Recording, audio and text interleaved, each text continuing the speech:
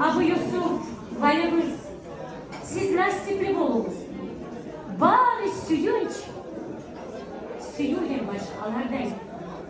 Bugün ayol anam Zuhra Eke ayol toyunu. Unutulmayın, esinizde kalardayım. Yaşamımız tüzelip la başından, yaşlı başlı bulganımız süyemen. Suyu yolda suyu gelmegesizdayım, uygu bolup kalganımız süyemen. Bu toyumuz tam bulganını süyemen. Aylar, güller, arı ağıp getir değil.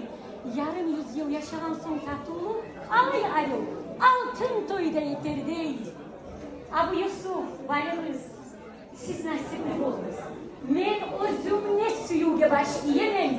Siz yakara, odağın dost kardeş, her kaçanına şat durganın süyemem.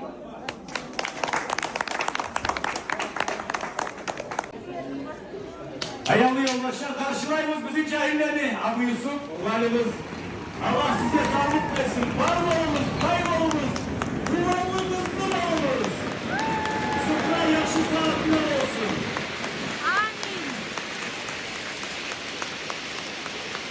Karşılayınız yakşı günde.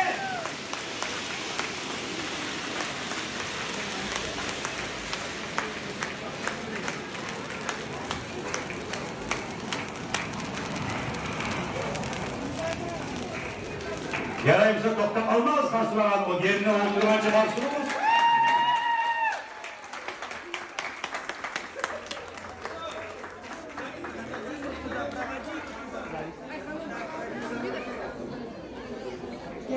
Речь апокалипсис.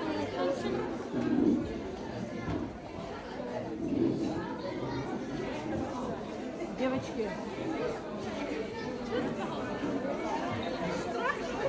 Hani ayağlı yoldaşlar geri geldi. Simak Bey'le bitti. Haydi telefonlarınızda yerlerinizde otursanız da yarayın.